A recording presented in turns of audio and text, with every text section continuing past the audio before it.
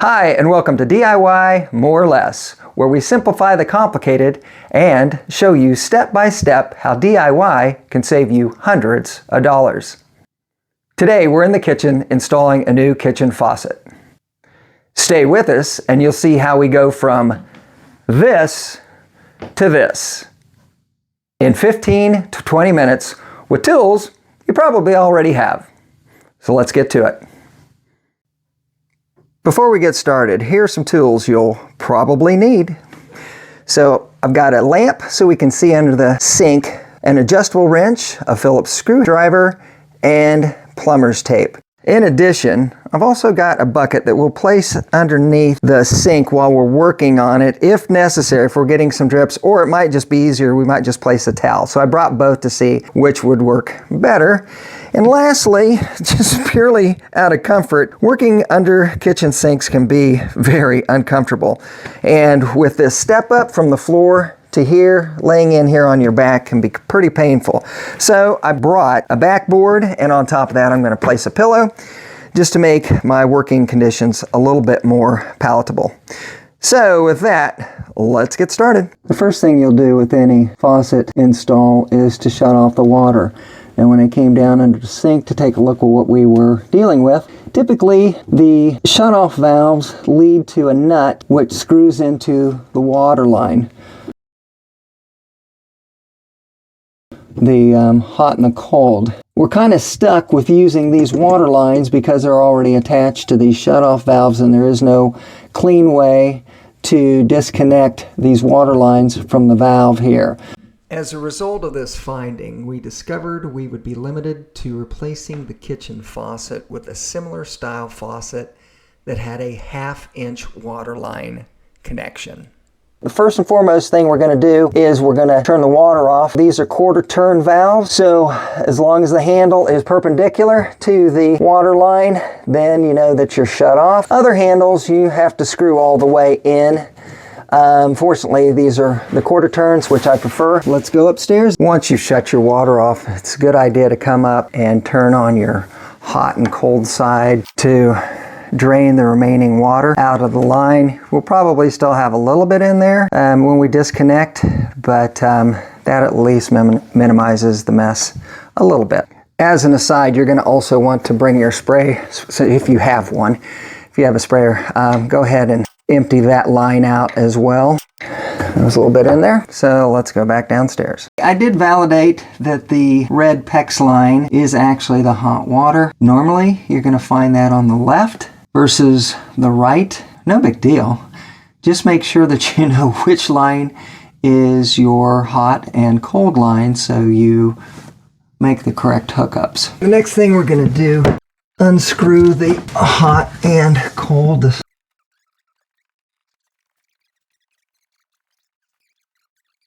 If you do run into a situation where your shutoff valves are not working correctly, then you're going to have to go outside and shut the water off there. It stopped, so that's a good sign. If it was just a continual flow, I would suggest that we would have a shutoff valve issue. That's the hot side, and this is the cold side. The next thing is just these collar screws. And this is really what's holding in the faucet at this point. And I'm not going to worry about this spray line. This goes to the sprayer because I'm going to undo that once I go back above the sink. All right, so those are taken care of. And while I'm here, I'm also going to loosen this. I like to minimize the number of times I have to come underneath the sink because it is so comfortable. If you want to cut it, feel free. And I just may do that myself. This should easily pull out, as you can see.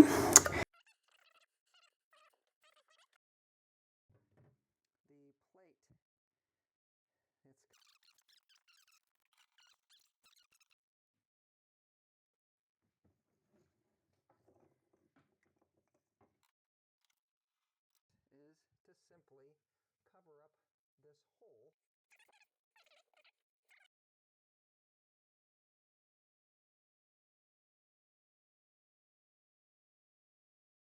It is time for the unboxing of the new kitchen faucet. Now, this brand is Rainmax. That is an off-brand, not one of your main kitchen faucet makers, not a Delta or Pfister, Moen. But from what I read and what the client wanted, this is what we're going with. It was affordable. The value seemed pretty fair for what she wanted and was willing to pay. So this is what we ended up with. Now, typically, I don't see stuff coming in bags. What does that mean? Absolutely nothing. So let's get this out of here and see what we are dealing with. All right, so there we go. And what we have there is your shepherd hook kitchen faucet. Nothing surprising about this. Looks like everything we need. So there is that. So let's check and see what other items come with this. That would be the installation. We will probably not need that. Also included is your water lines, which I do not believe we will need these, and I'll explain that in a bit. And then the sprayer and the sprayer holder that goes into the counter. So that's it. Not a lot to worry about. Now here's something interesting. If you go with a name brand, you know, most name brands do not provide the hot and cold lines just for that purpose alone. And this is a nice aluminum woven water line. So not cheap. This is good quality. Anyway, one of the advantages of maybe going with an off-brand, but there's certainly a lot of advantages with going with name brand just because of reputation, quality, but you're also going to pay for it. So make that choice. They're probably a fine line based on what your particular needs are. All right, so let's get to the install.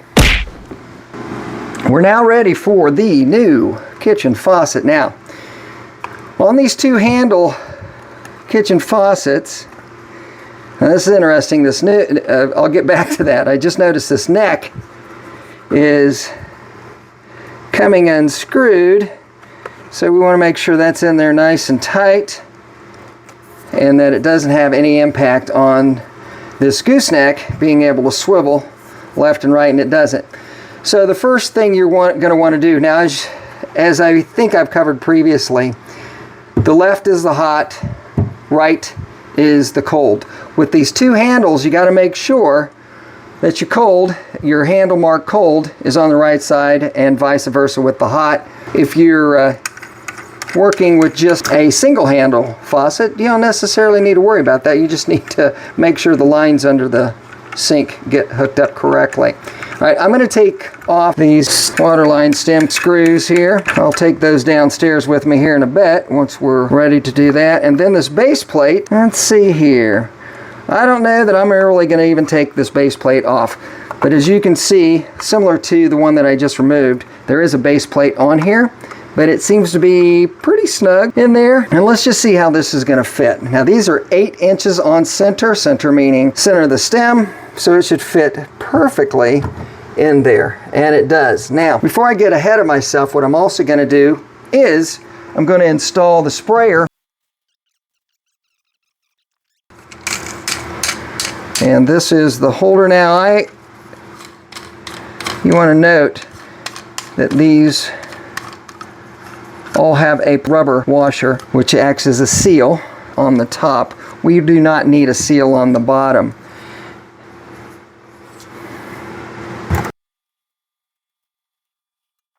This appears to be, that may be chrome plated, but this is feeling an awful lot like plastic to me. You've got to be real careful the way that these items are described, because I believe this is also chrome plated plastic. Yeah, this is all. These handles, however, these are not. This is stainless steel. Everything else is a chrome plated plastic. Is that a bad thing? Yeah, I don't know. As long as it, you don't hit it with a hammer or something. I'm thinking, if you're in a construction zone, probably want to think twice about that. But for our purposes here, I think we're going to be okay. So don't worry so much about the positioning of that. I'm going to go down and we're going to feed that water line. Let's pull that sprayer line. We'll feed that back up through the hole here.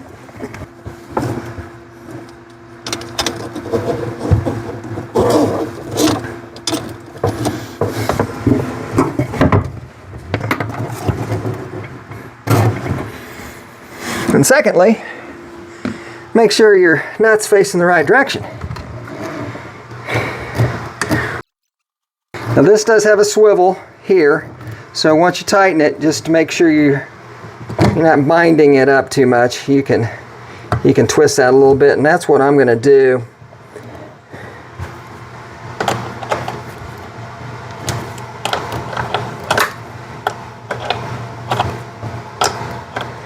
Now, this is an interesting nut. It's rounded off. Kind of interesting to work with that. Anyway,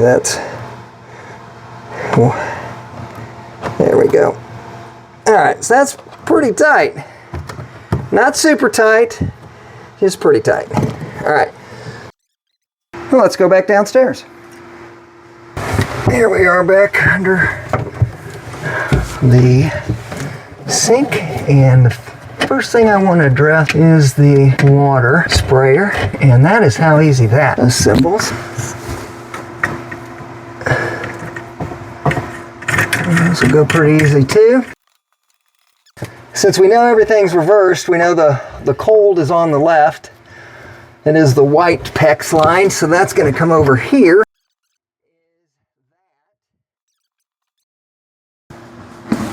It is now time to go back upstairs, but before we do that, and I'm in transition, a couple things. I want you to slide that finger right over to that subscribe button and that like button. I would greatly appreciate that, so we can invite you to future content. And then, before, that was a nice big breath there. Let's make sure we edit that out. But before we go upstairs and post you hitting that subscribe and like button, let's turn the water back on. So let's transition over to that. So it is now time to turn this back on. Now we are gonna do this, I'm sorry, I'm turning it the wrong way.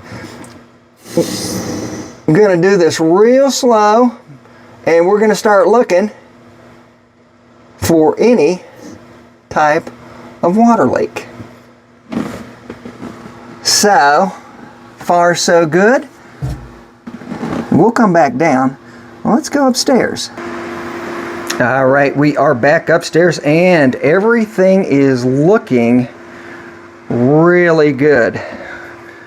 Make sure our gooseneck swivels, our spray gun, sink sprayer, spray gun, all right, I think it's kind of like a gun, right? And now, let's test the water. And let's see how we're looking. This is the hot side.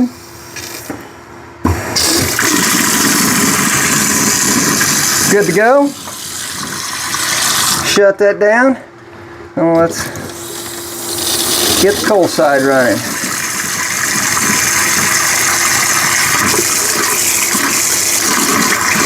Alright, I'm going to take a sneak peek underneath here real quick. So far so good, everything's looking good. Alright, let's shut that down. Now let's turn this water on and let's check our sprayer. And that shuts this line off completely. Sometimes when they get old, this will continue to run while this sprays. You lose a little bit of strength on your spray that way, but works like it's designed to work. And that's it. You just updated your home with a brand new kitchen faucet by yourself, and in the process probably saved yourself a few $100s. If this video helped you out, hit the like button and consider subscribing, because because I've got more simple DIY projects coming soon. Tools used or referenced during this video will be listed below. Until next time, this is Les with DIY More or Less.